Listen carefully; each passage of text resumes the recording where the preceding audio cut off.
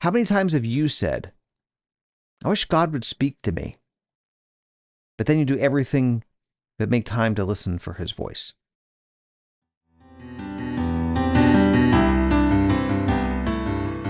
Hey everybody, this is Mike from Catholic Treehouse. I'd like to welcome you to episode 60 of the Saint in Progress podcast, your source for inspiration, information, and directions for your soul's journey back home to the Father's house. So first off, sorry this episode's dropping a little bit later than usual. It's been a very busy week. A lot of things going on in the Treehouse, a lot of manuscripts coming in, a lot of manuscripts that are in progress, and has some really great stuff coming out that I've been working feverishly to get into production. So stay tuned on that. It's March 13th, and just around the corner is March 19th. And we all know what that day is. Well, we should. It's the Solemnity of St. Joseph. I mean, what a powerful intercessor. An incredible role model for husbands and fathers. I mean, you know what I love? I love the title, St. Joseph, Terror of Demons. If you ever do the Litany of St. Joseph, I love that line. It's my favorite line in the whole thing. St. Joseph, Terror of Demons. What an incredible title to have, right? I want to say, unfortunately, St. Patrick's Day is on the 17th, which typically overshadows the Solemnity of St. Joseph. Now, if you're old enough to remember Father Guido Sarducci, the comedian who was on Saturday Night Live and also did some stand-up, he had a great comedy bit on this. You see, St. Patrick, he was a good saint, but he wasn't a great saint. Like the Saint Joseph, the patron saint of Italy, he is a great saint and not just a good saint. Okay, I'll link to the full clip in the show notes. You are a subscriber on Substack, right? If you are, you'll get the link to the full video clip in the show notes. It's highly worth a listen. It's pretty short, but it's pretty funny. I want to talk a minute about St. Patrick, but first I want to start with something else, and then I'll weave it all together to make my point. There was a course at the University of Kansas back in the 1970s called the Pearson Integrated Humanities Program. Now, the purpose of this program is to simply instill in the students a sense of wonder and awe and interest in the pursuit of truth. That's it. There was no curriculum per se. The three professors said that frequently they'd be walking to class to teach it and ask each other, what are we going to teach today? And they literally made things up as they went along. One time they found out that most of the class had no idea how to formally dance, so they taught waltzing. One time they went out to the woods at night and went stargazing. They read and memorized poetry and read and debated Aristotle. They sang folk songs. But the one thing they didn't teach was religion. Now, interestingly, in the decade or so the program ran, an astonishing number of students joined the Catholic faith. So many, in fact, that some parents complained to the administration, saying that the teachers were indoctrinating their children to become Catholics. Well, the administration investigated and found out that there was no merit to the accusation that the professors were proselytizing. And after their rigorous investigation, they declared there was no evidence, but they still disbanded the program. Now, of note, here are some alumni of the program. Now, is it alumni or alumnus? I can never remember which one's the singular and which one's the plural. I never took Latin. Anyway, here are some people who graduated from the program. Dr. David Whalen, professor and former provost of Hillsdale College. Dr. Robert Carlson, one of the three founders of Wyoming Catholic College. Bishop James Conley of the Diocese of Lincoln, Nebraska, who is one of the converts to Catholicism because of the program. Archbishop Paul Coakley of the Archdiocese of Oklahoma City, Oklahoma. And several of the founding monks of the Benedictine Abbey at Clear Creek, Oklahoma, including Dom Philip Anderson, who's the abbot there. That's pretty impressive stuff, right? So now let's talk about St. Patrick. And don't worry, I'll weave this all together. So St. Patrick's parents were Christian, and he was born in Britain. He was kidnapped by Irish pirates when he was 16 and sold to slavery to a Druid chieftain. And what was St. Patrick's job as the slave? Well, he tended sheep. He spent a lot of time outside, in nature. He had plenty of time to think and pray. And when he had to dream he was returned to England, he did, and then became a priest. When he had the vision calling him to return to Ireland to convert the Emerald Isle to Christianity, he did. And the takeaway here is that while he was raised by Christian parents, it was the years in solitude, in nature, his time in quiet contemplation, that allowed him to hear God clearly. The thing connecting the Integrated Humanities Program and St. Patrick is the fact that there were none of these technological devices that vied for their attention. Today, technology has provided us so many things to look at, so many things to listen to. We have a screen size for every activity, from a 1-inch square on our wrist to a 70-inch screen on our wall, and everything in between. We have access to every movie and every song and every book instantly, wherever we are. We can carry the world in our pockets. Every event from around the world is fed to us in real time in a never-ending stream of alerts. Everyone has at some point heard the saying, God gave you 2 eyes, 2 ears, and 1 mouth. You should be looking and listening more than talking.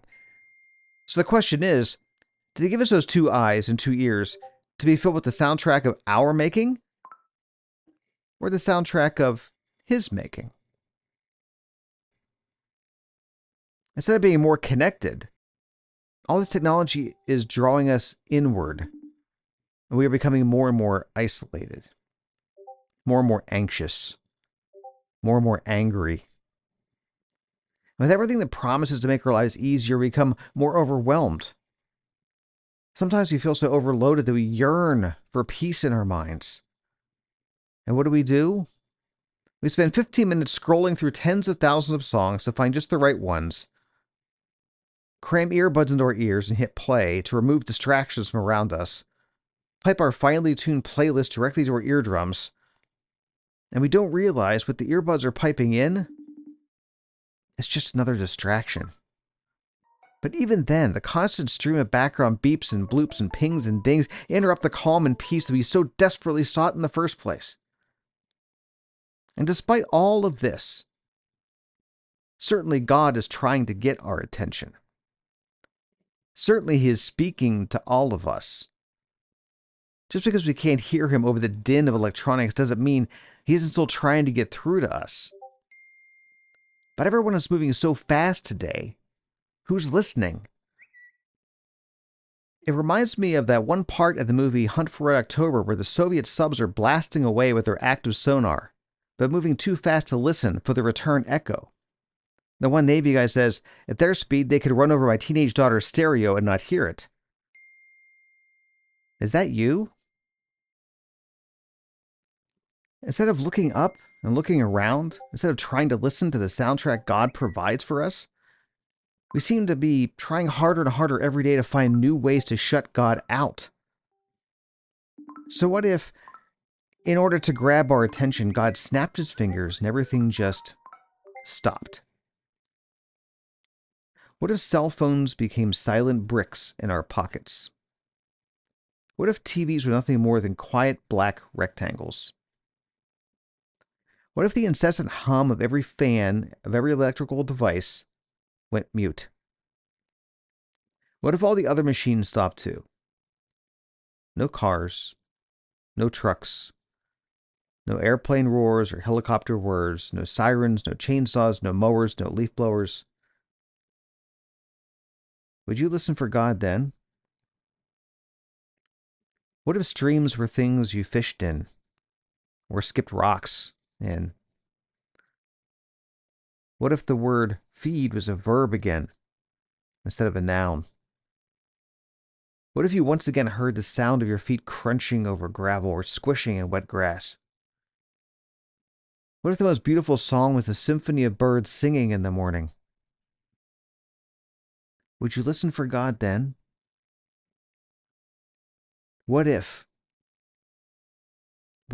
you heard God's whisper for you in the wind blowing through the trees? How can we have a relationship with God when we're never listening anymore? Like a parent trying to get through to their teenage kid, will God have to turn everything off for us to finally listen? Will God have to literally shake us to get us to raise our eyes away from the dancing images on whatever screen we have in front of our nose? Will we listen then? What if everything stopped except the beating of your heart? God could do that. He certainly could do that. He is God, after all. But as a loving Father, He will give us what we want. If we want the noise, if we want the devices, if that is our choice, if we choose to listen to these things instead of Him, then He will give us what we want. So we need to ask ourselves, do we want to listen to stuff that does nothing but makes us anxious? Or do we want to listen for God to speak to us? How many times have you said, I wish God would speak to me, but then you do everything but make time to listen for His voice? My fellow saints in progress, I urge you to take some time, especially during the season of Lent. Just take some time to spend in the peace and the quiet of Eucharistic adoration. I urge you to keep your earbuds in a drawer and leave your cell phone in the car and go for a walk around your own neighborhood or to a park or the woods. Take time to listen to something other than the incessant drumbeat of the world, the noise of anxiety, the clamor of every device and every screen and every piece of technology that begs for your attention. This Tuesday, think of St. Patrick sitting in the fields, tending the sheep, and listening to God stir his heart. This Lent, think of the wonder, the awe, the amazement, and the pull towards the divine experienced by the students of the Integrated Humanities program. But most of all, realize that God wants desperately to speak to you, but He's not going to shout over the noise. So you have a choice. You can choose the noise of this world, or you can choose to be quiet and listen for God to speak to you. Choose wisely. So thanks for listening today, and be sure to subscribe, in particular over at Substack at catholictreehouse.substack.com, where you'll get bonus material emailed along with the podcast episode as part of the show notes. And you can, if you want, support the show with the paid subscription there on Substack. You can also go to catholictreehouse.com and subscribe to the mailing list there and be notified of new books as they come out, and we do have a bunch in the pipeline. Either way you subscribe, when you do, you'll get a free PDF download of an examination of conscience based on the virtues of faith, hope, charity, prudence, justice, temperance, and fortitude. It's powerful stuff that will help calibrate your internal compass to keep you pointed in the right direction home to the Father's house. As always, love God and neighbor, get to confession, and stay in a state of sanctifying grace. Pray your rosary.